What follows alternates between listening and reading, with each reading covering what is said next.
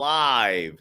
What we are going to talk about today and now is GameStop and AMC, the two companies all over the place. We're going to talk GameStop. We're going to talk AMC. What can we learn from them? What are they teaching us?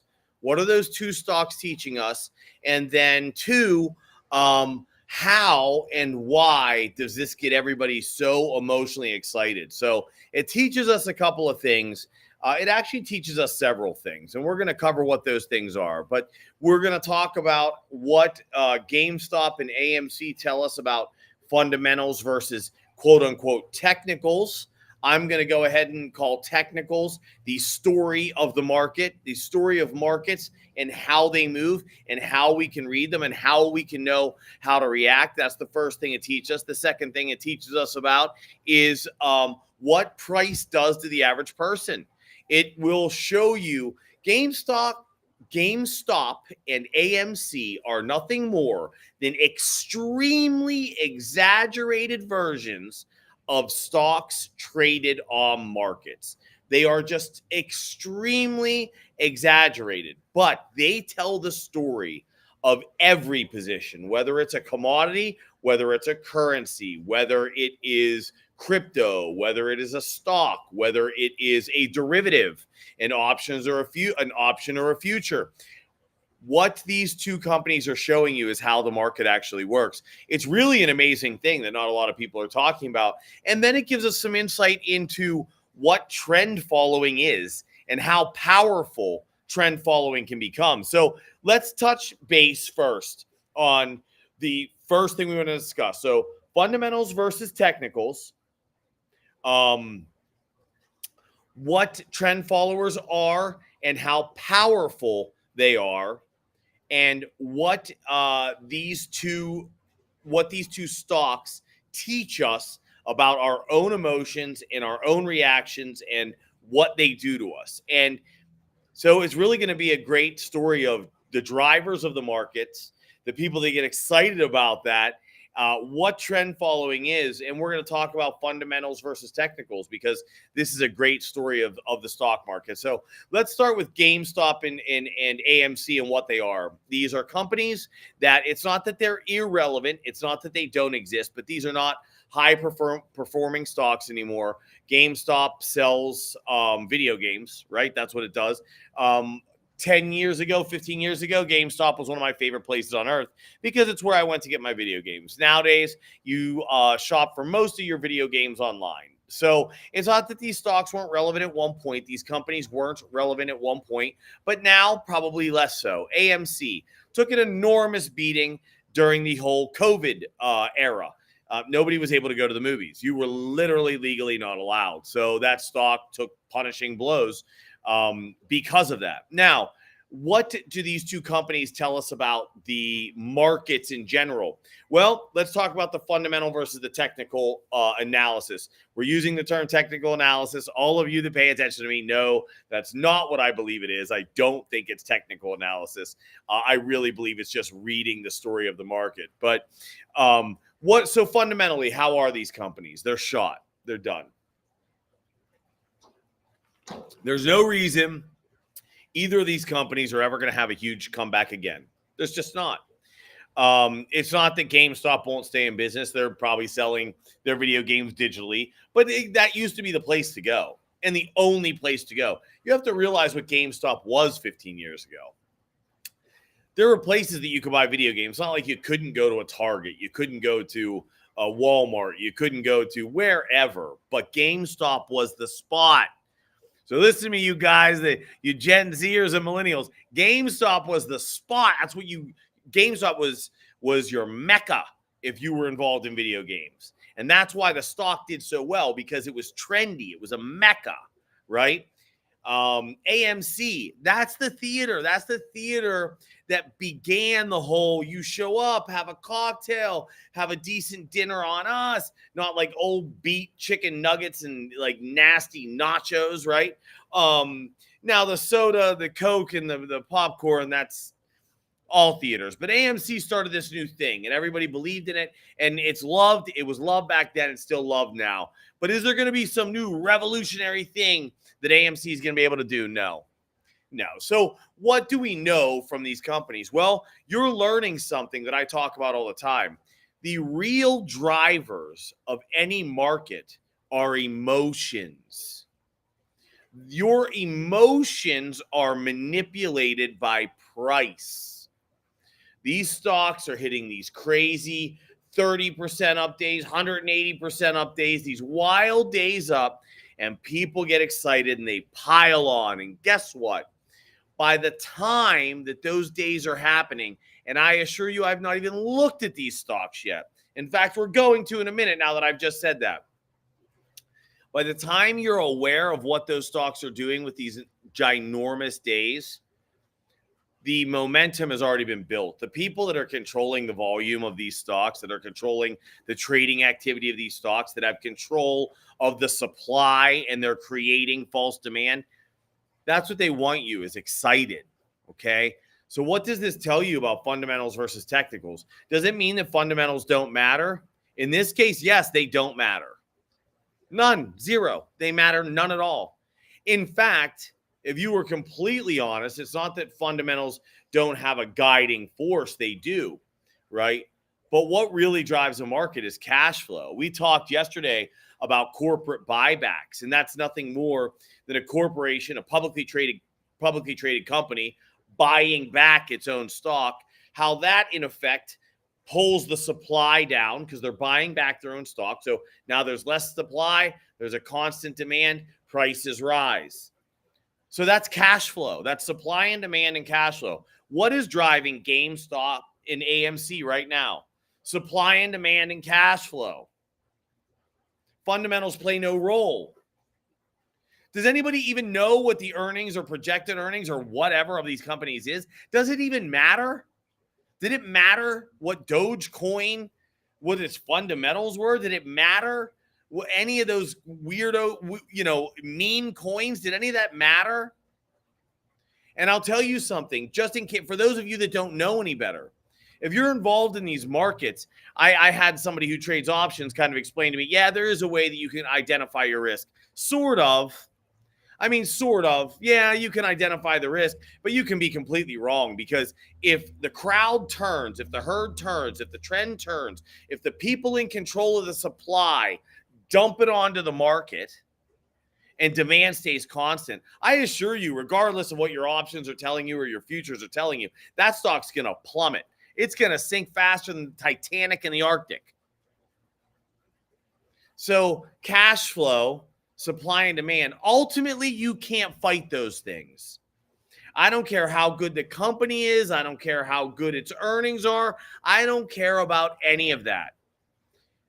If you're in control of the supply and demand and you're in control of that cash flow, you control the price of that position, whether it's a commodity, whether it's a derivative, whether it's a stock, whether it's a currency, it doesn't matter. You're in control. In fact, let's go take a look. Let's read together the story of GameStop. We could do GameStop and AMC, but the stories are going to be really similar right now. So let's go ahead and just read this story. Well, it'll take us 3 minutes, 5 minutes, and then I'm going to end this live. And we're going to talk about why I do what I do and why I offer the VIP mentorship mastery class that I do for 6 weeks, why I have a newsletter that everyone chooses to follow that works with me, why I focus so much on setting up your financial plan. You set up your financial plan. You do 6 weeks of work with me, 2 hours a week. We get together for basically learning 1 hour a week. I record that so that you can receive it whenever you'd like. It usually, I call it 1 hour of Q&A. It tends to turn out to be 2 hours of Q&A. And you know what? I'll be honest. I go as long as people want. If they want 3 hours of Q&A, that's more. I'm happy. The more questions I get, the happier I am. Once you finish that 6 weeks course, let's call that a course, you then simply subscribe to my newsletter where you get updated twice a week on exactly what I see in the market, exactly what I'm doing with my portfolios. It keeps your education going. And by the way, you're getting the view and the vision of somebody who's been doing this for 25 years. So I can identify for you when your emotions are being played with, what's going on, what I see in the market, where there's strength, where there's weakness. Should you be buying? Should you be selling? Should you be holding? So there's my little pitch on what I do. So it's called my company's called Promethean Investing, because I am trying to give you the knowledge. I'm trying to educate you so that you have the ability to go into this thing with such a knowledge base that no one is going to move your emotions enough to have you make a mistake. That's my goal. That's why I'm called Promethean Investing. My name's Derek Miller. You're going to call me Derek, right? That's who I am. That's my company. I call it that because I'm trying to give back, right? This is a system. Set up a financial plan that matters and works. Take a 6-week course. Subscribe to my newsletter. Begin investing like someone who's been doing it for 25 years, 60 hours a week. That is the knowledge you'll be working with as you're building your own knowledge base. And what I want for everybody is at some point to walk away and say, I got this. I know what I'm doing now, and no one is going to mess with my emotions, is going to get me emotionally charged enough to make an investment / financial mistake. Thank you, Derek. I bid you adieu. That's what I want to happen.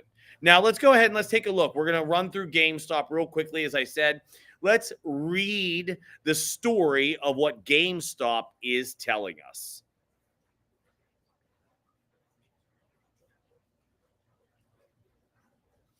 All right. So as you know, we always start out long. We always go wide, right? We're always looking at big picture. This right here is GameStop going back to 2019. We can make it even, we can stretch it out a little longer. So you folks that don't know can see what I'm talking about. Here you are back in 2015, where it was actually trading as a real stock. It was still valued at $200. Why was it valued at $200? As I told you, this was the Mecca.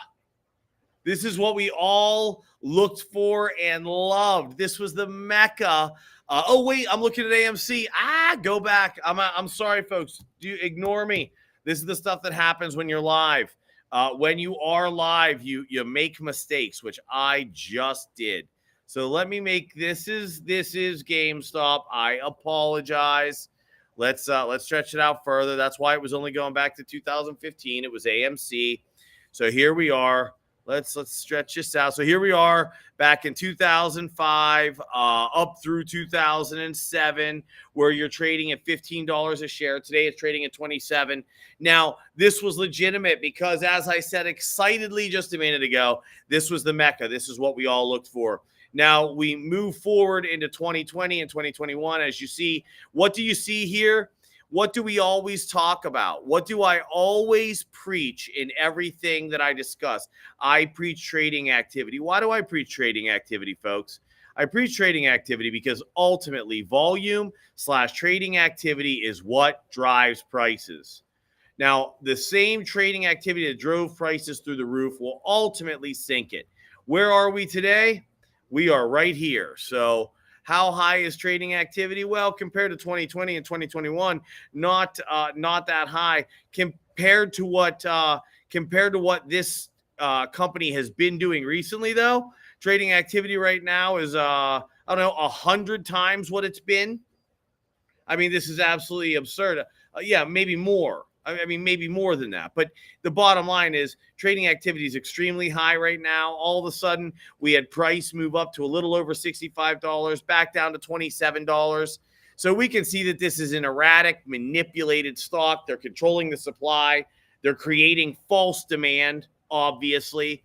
So we zoom into a weekly. What does this chart show you? I mean, in a funny way, it is explaining to you in such an exaggerated way that cash flow and supply and demand drive a market, sentiment, emotions.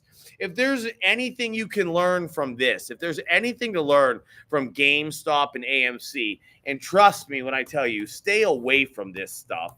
What it can teach you is how emotional behavior guides markets, okay? Emotional behavior. Your emotions are the driver for any market, regardless of how small or big you think you are. Your emotions are what guide any market. If there's any proof, GameStop is it. Fundamentally, this company doesn't exist. As a real stock, this company doesn't exist. So why are we even talking about it? Because we generated emotion based on price. How do we get price where it was? We collected all of the supply. We now control the supply of this company, and we push it where we want it to. We want prices to rise, we pull supply off the market. When we want prices to fall, we push supply into the market. That will create cash flow movement. It will create cash flow going into the position and out of the position as we see fit. This is completely manipulated, but this is something you can learn from. Now, is there anything we can actually learn from this position when it comes to reading the market? Well, big picture, we've just learned a lot. But what if we zoom in a bit? What if we zoom in and say, can this thing actually teach us anything worth learning? Well, I mean, it just really reiterates everything I tell you on a day-to-day basis. That's the truth. If you look here you are. What's your trading activity like, folks? I mean, this is what I preach all the time, right? Is like what level of trading activity are you dealing with? High levels of trading activity should not be ignored. What level of trading activity did it take to get this stock moving? It didn't take nearly what it's taking right now to sink it. Because once this stock hit the news, everybody started buying it. We're back, we're back, we're back. And sadly, it's just really less knowledgeable people that understand how and why markets move, stocks, commodities, bonds. They're not touching this stuff. Most of the people losing their money are less knowledgeable, and most of the people making money right now are extremely knowledgeable. So that's what you take from this. I don't want to harp on this too much because the truth is I'm attracting attention to something that otherwise really should be ignored.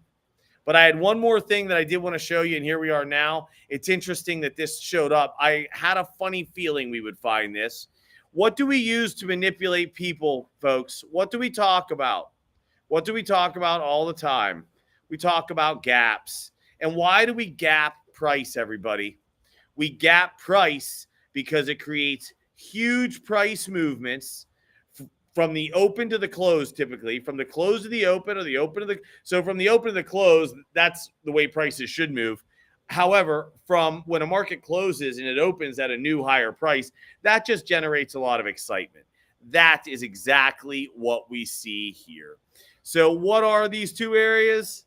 What are they, everybody? Giant gaps. What's interesting about these giant gaps is that one has already filled. Look at price. Look at what price has done. Price has filled the gap. Do I believe price will fill this gap? You know, in companies like this, I'm going to call this a meme stock, and things that act so erratically, typically no. But I'm going to go ahead and think that, yeah, they probably are, because this is the first trip they're taking with this stock. This is the first trip up and the first trip down. They're probably going to want to do this several times, make as much money as they can and get out of the way. Okay, so what have we learned? We have learned that technical analysis, aka the story of the stock market, using supply and demand and cash flow, is the ultimate driver of price, not a company's earnings. We have learned what trend following is. So trend following is nothing more than lots of people piling on to something, typically in an irrational behavior. The prices are going up, so they pile on. That's just following the trend. The third thing we wanted to learn today was how price easily manipulates you. Why would anyone thinking rationally take a stock that was trading at $11 2 weeks ago, pay $60 at the open of the market 2 days ago? Why would they pay 600% premium in 2 weeks for a company that is doing nothing? Irrational behavior based on a price movement because they got excited, because they had FOMO, because they were missing the boat. All right, everybody, that's the live stream for today. I am going to go ahead and stop now. Please, everybody, my system, Promethean Investing, the Promethean process, which is really my process, Derek's process. You start with a financial plan that helps you to establish goals and a savings plan and an investment plan that is not active. So if you can get to your goals with a non-active investment plan, and then you come on to my mentorship course, which is 6 weeks long, live, right? 1 hour a week, but recorded for you, where I teach you about risk management, cash management, and investment management. We also go through your financial planning and where you're at there. Then we have a live Q&A session each week. That usually goes from 1 to 3 hours, just depends on how many questions I get. You're also part of a community. So we get you into a chat room with other people taking the course and people that have taken the course, where you all get to interact with one another. That starts in a couple of weeks. The QR code is below. Please use it. I'd love to have you. I'm getting it going again here in a couple weeks. So for now, that is 20 minutes of live for today.